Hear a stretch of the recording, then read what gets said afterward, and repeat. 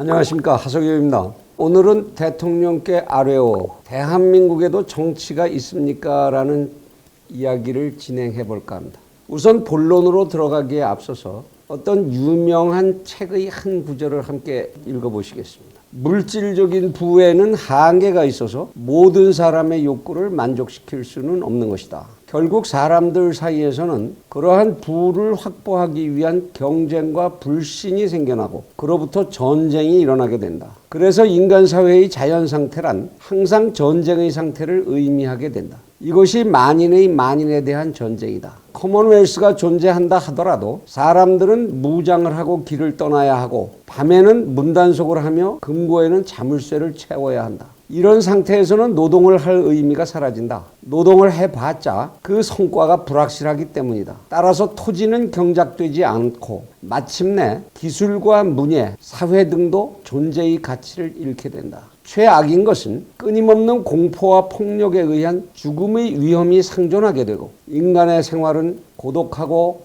가난하며 추악하고 야만스러워지며 수명은 줄어든다. 17세기에 영국에서 활동했던 계몽주의 사상가 토마스 홉스가 그의 저서 리바이아선에서 묘사한 한 사회의 모습입니다. 만인의 만인에 대한 투쟁이라는 말로 널리 알려져 있죠. 물론 홉스는 이러한 무정부적인 자연상태의 혼란을 막기 위해 사회는 계약에 의하여 주권을 성립시키고 그러한 주권의 행사를 위임받은 주권자는 절대적인 권한을 보유하여야 한다는 자연법 이론에 기초한 초기적인 사회계약론을 구성하기 위해서 이러한 묘사를 이용했습니다. 이러한 계몽주의자들의 활동에 힘입어서 1776년에 제정된 미국의 독립선언서를 시점으로 해서 현대적인 민주주의 국가체제가 전 세계적으로 파급되고 도입되게 됩니다.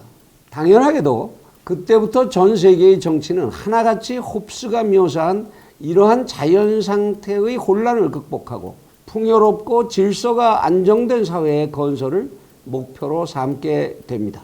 그럼에도 불구하고 대통령께서는 지금 전 지구 곳곳에서 이러한 홉스적인 혼란이 계속되고 있다는 사실을 잘 아시고 계실 것으로 생각합니다. 비단 베네수엘라를 비롯한 중남미, 동남아를 비롯한 개발도상국의 국가들만 그런 것도 아니고 중국, 러시아, 심지어 유럽과 미국, 대한민국이라고 해서 소득과 기회의 불평등에 대한 사회적 갈등과 미래에 대한 불안이 없는 나라가 없고 특히 한반도의 북쪽은 최악의 상황이라고 해야 할 것입니다.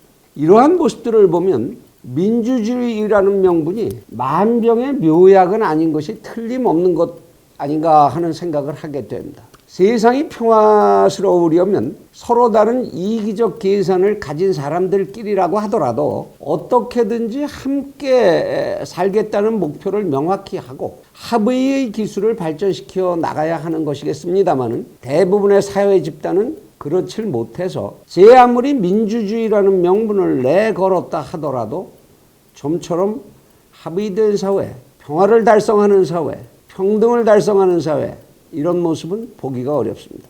이러한 제 생각이 옳다고 한다면 결국 한 사회의 정치적인 리더십의 과제로서 가장 중요한 것은 이질적이고 이기적인 집단들로 이루어진 사회의 갈등과 이견들을 합리적으로 조정하고 상호 공존적인 사회를 이루어내는 데 있다고 해야 할 것입니다. 요약하건대 합의할 수 있는 기술을 가지지 못한 사회에 정치라는 것이 존재하지 않는다는 얘기가 되는 것이죠. 물론 그런 일이 그렇게 쉬운 일이 아니라는 것이야 두말할 필요가 없는 것이긴 합니다. 더욱이 우리나라 같이 피식민 국가의 경험, 세계적인 규모의 전쟁의 경험, 그로 인한 민족의 분단, 군부 독재와 그를 극복하기 위한 민주화 투쟁의 경험, 기적이라고까지 세계적으로 불리는 급속한 경제 성장의 달성, 이런 특이한 역사적인 경험을 겪어온 나라로서 그 과정들을 지내는 동안에 누적시켜온 내부 모순과 풀어내야 할 과제가 한두 가지일 수는 없을 것입니다. 그 난삽한 과정을 여기에서 다 정리할 수는 없는 일이겠고요. 간단히 몇 가지 문제를 요약해서 한번 짚어보겠습니다. 우선 우리는 피식민 시대와 그를 극복하는 과정을 통해서 친일 반일로 구분되는 민족 반민족의 편가르기 과제를 내부에서 삭혔어야만 했고요. 민족 분단의 현실에 부딪히면서 이데올로기 분열의 멍해를 떠안게 됐습니다. 민주화 투쟁 과정을 통해서는 상대의 적은 나의 우군이라는 간단한 논리에 따라서 민주주의 논리가 왜곡된 민족주의와 이데올로기 논쟁에 의해 오염되어 반대한민국과 친북 종북, 친미 반미 같은 세계적으로 유례가 없고 치졸하고 기형적인 소위 보수 우파와 진보 좌파의 대립을 초래하게 된 것입니다. 삼김시대라고 불리는 정치 권력 투쟁의 시대를 경과하면서는 한반도 역사를 관통해서 잠복하던 지역주의가 극도로 정치 세력화하면서 지역은 패거리 정치의 온상이 되고 어설픈 이데올로기와 영합을 하면서 아무 논리도 없는 아노미적인 사회 분열상을 고착화하고 심화해 온 것이 사실입니다.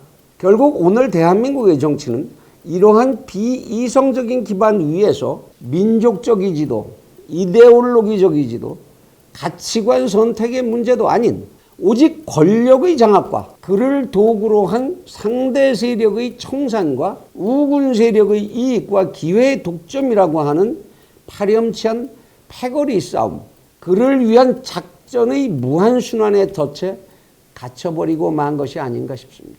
물론 대통령께서도 이러한 순환의 한 과정 속에서 대통령 자리에 오르신 것이 사실이니만큼 이러한 사슬로부터 단숨에 탈출하시기는 어려울 것이라는 것을 얼마든지 짐작할 수 있습니다.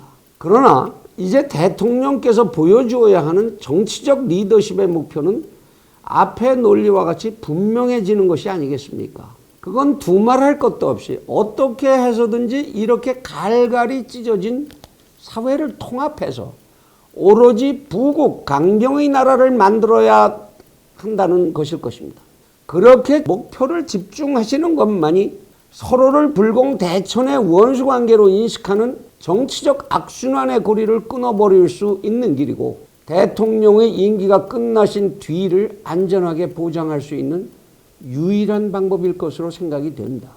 그러나 지금 대통령께서는 이 사회 분열의 깊은 뿌리가 되고 있는 북쪽과의 관계에만 몰입하시고 적폐 청산, 광주 세우기, 노조 우선, 분배 우선 같은 사회 분열적인 주제에만 고늘몰하고 계신 것은 아닌지 무척 우려가 됩니다. 이것들이 왜 문제가 되는 것인지는 앞으로 계속 짚어나갈 것입니다만은 지금 전개되고 있는 이러한 문제들의 밑바탕에는 표의 계산만을 따르는 정당의 논리와 그에 의해서 우군 적군을 가르는 분열의 논리가 깔려 있는 것이라는 것은 대통령께서도 잘 알고 계시리라고 믿습니다. 그래서 최우선적으로 아뢰오니 대통령께서는 부디 이러한 정당과 패거리를 벗어 던지셔야 할 것입니다. 사회적으로 통합되지 않은 대한민국을 가지고 통일을 이야기하고 평등을 이야기한들 어찌 이루어질 수가 있겠습니까? 오로지 허공에 공허한 메아리가 돼서 사라지고 말 것이 분명해 보이지 않으십니까? 우군들만을 배불린 전 정권을 적폐라고 몰아세우면서 또다시 우리 패거리들끼리 모든 국가 권력을 장악하고 엄청난 강연료를 독식하는 친위 연예인까지 만들어낸다면 이 정권인들 어찌 또다시 적폐 세력이 되지 않을 수가 있겠습니까? 부디 정파적인 위치를 벗어나셔서 이 사회를 홉스적인 상태에서 구원하기 위해 팔뚝을 걷어붙여 주시기를 간곡히 아뢰오니 살펴주시기 바랍니다. 감사합니다.